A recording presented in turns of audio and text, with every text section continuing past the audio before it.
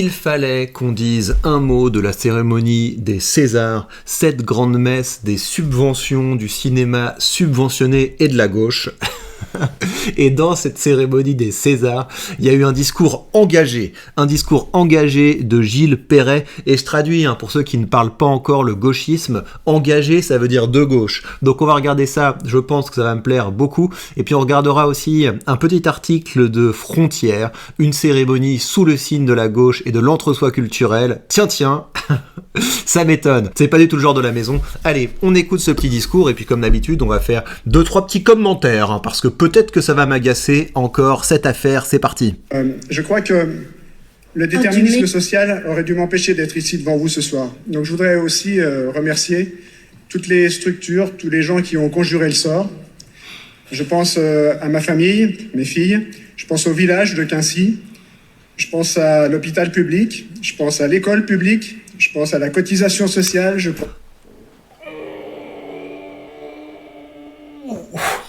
On va se calmer.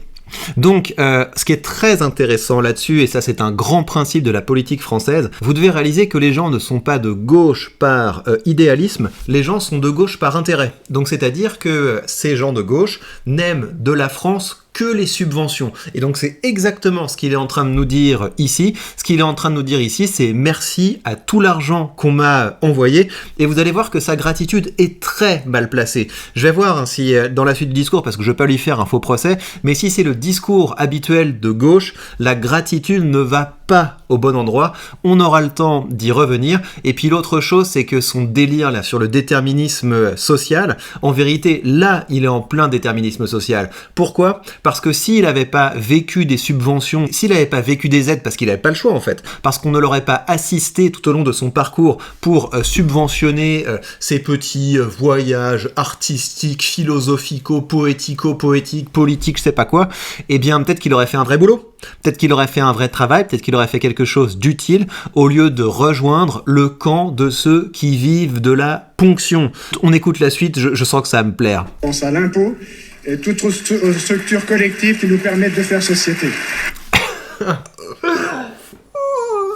Il a remercié l'impôt. Il n'a pas seulement remercié les structures publiques, il a remercié l'impôt et toutes les structures collectives qui nous permettent de faire société. Bah non mon pote, on fait pas société. C'est faux. Vous faites société entre vous, entre parasites, entre gens qui bénéficiaient de ces largesses, mais pour les autres, pour ceux qui payent pour ça, cette société c'est une prison. C'est une prison immonde dont on va bientôt se barrer, et vous êtes tellement égocentrique, tellement concentré sur vos petits intérêts de gens qui vivent des impôts des autres que vous vous rendez même pas compte que c'est toxique en fait. C'est toxique cette société que vous entretenez par pur intérêt mercantile, financier, parce que cette société fonctionne sur le vol des actifs, sur le vol des méritants pour financer vos bêtises. Vraiment, ce discours me scandalise, et ce qui me scandalise le plus, c'est à quel point on en a fait du bruit. Ouais, c'est un héros, il a trop dit les termes, qu'est-ce qu'il a été courageux dans son discours, et le public qui applaudit à merci à l'impôt, quoi.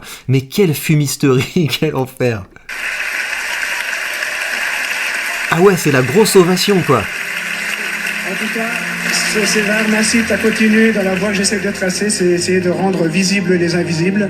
Dans un pays où on tend plus facilement le micro à des milliardaires qui se plaignent plutôt qu'aux 10 millions de pauvres. La vache, qui tend le micro aux milliardaires de notre pays? Qui leur tend le micro? Tous les micros sont tendus vers la gauche et leurs clients. Et ça, c'en est une nouvelle illustration, mais on va parler des vrais invisibles. Mais je regarde s'il nous dit d'autres trucs. Dans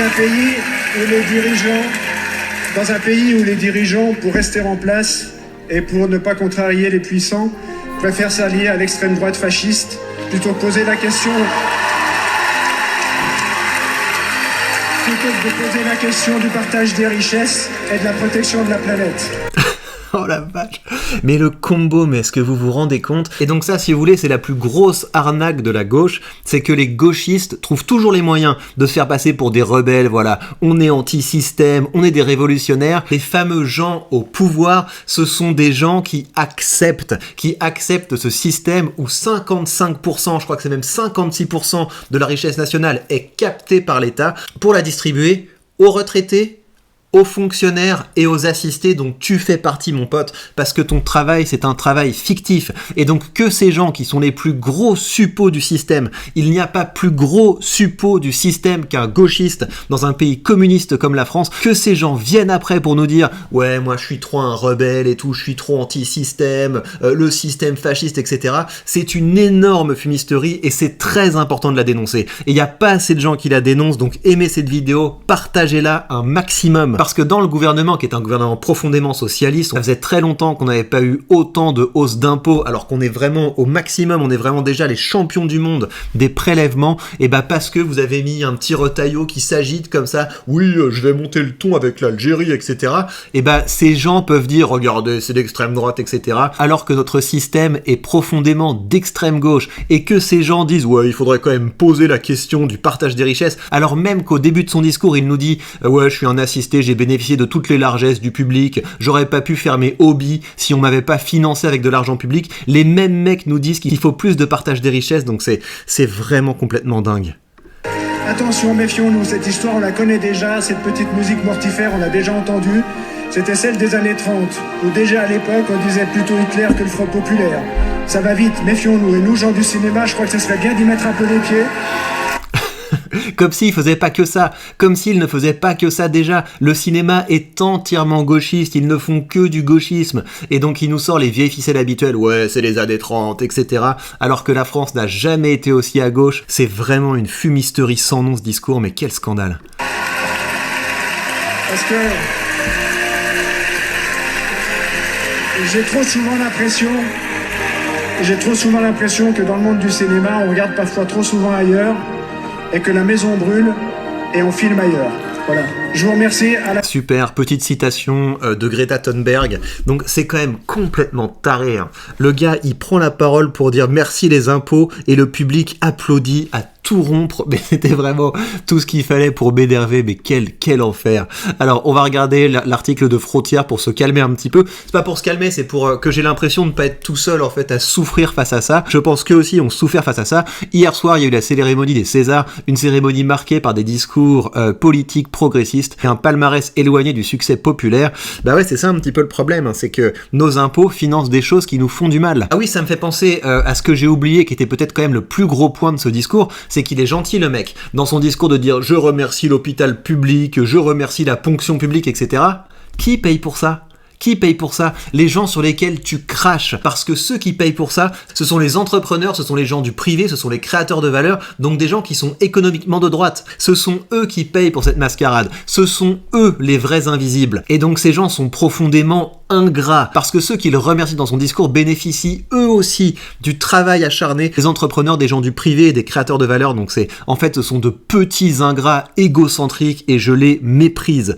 Un palmarès attendu, une absence de récompense pour les films populaires. Sans surprise, le film Emilia Pérez, donc un mec qui se déguise en femme de Jacques Audiard, a dominé la soirée en raflant 7 statuettes, dont celle du meilleur film et de la meilleure réalisation. Ses concurrents, Le Comte de Monte Cristo, 9 millions d'entrées, ou L'Amour fou, 5 millions d'entrées, ont été les grands oubliés du palmarès, confirmant que le succès en salle ne pèse pas dans les choix de l'Académie. Bah non, ce qui est important, c'est que les gens qui vont au cinéma pour voir un film qu'ils aiment, quand ils achètent leur place de cinéma, on leur vole une partie de l'argent pour financer les délires bobos. Vraiment, tout ce communisme me répugne. Malgré ses 14 nominations, Comte de Monte Cristo n'a reçu que 2 prix techniques, décor et costume. Un petit truc en plus, la comédie qui a réuni 10 millions de spectateurs n'avait obtenu qu'une seule nomination et est reparti bredouille. Un festival avec des prises de position politiques, avec son entrée en scène, Jean-Pascal Zadi s'est fendu d'un commentaire politique, on va voir. On sait que dans votre pays en ce moment c'est un petit peu chaud, et si vous avez des envies d'ailleurs, la France est une terre d'accueil pour les réfugiés politiques.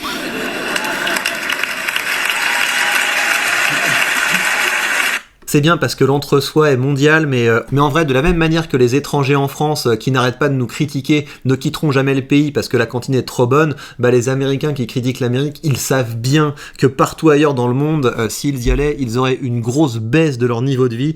Donc voilà, ils font les petits rebelles, mais en vérité, ils resteront là-bas. Le moment le plus applaudi de la soirée a été la victoire d'Abou Sangaré, élu révélation masculine pour son rôle dans l'histoire de Souleymane, un livreur guinéen sans papier pied. Très ému, il déclare: j'ai traversé la Méditerranée, j'ai connu la misère, tout ce qu'est l'être humain, le bon comme le mauvais. Son histoire personnelle a fait de lui un symbole. Après avoir été récompensé à Cannes, il a obtenu un titre de séjour en France. Son OQTF a été annulé grâce à une régularisation par le travail. C'est génial. Comme le cinéma français, filière d'immigration, écoutez, c'est pas mal. Le scénario du film a été écrit par 2 auteurs blancs qui ont tout de même dénoncé la mainmise des médias et des politiques sur la narration de l'immigration. Écoutons ça.